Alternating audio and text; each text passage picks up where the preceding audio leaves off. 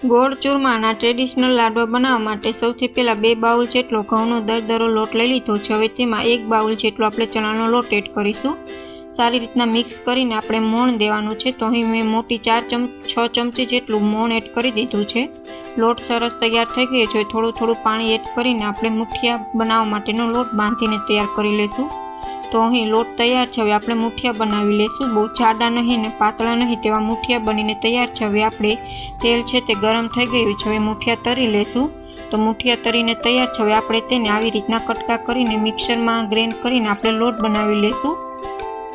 તો લોટ પણ તૈયાર છે। હવે આપણે ઘી લઈ લીધું છે। ઘીમાં આપણે સૌથી પહેલાં કાજુ બદામ અને દ્રાક્ષને આપણે શેકી લેશું। ત્યાર પછી આપણે ઘી ગોળનો પાયો લઈ લેશું। તો સારી રીતના ઘી અને ગોળનો પાયો આવી ગયો છે। હવે આપણે બધું જ એકમાં ભેગું કરીને એડ કરી દઈશું। અહીં ઇલાયચી પાવડર એડ કર્યો છે। તમે ચાહો તો એડ કરી શકો છો, નકર સ્કીપ પણ કરી શકો છો। હવે પાયો સરસ આપણે મિક્સરમાં એડ કરી દીધો છે। હવે આપણે આવી રીતના સ્ટૂલની મદદથી લાડવા બનાવી લેશું।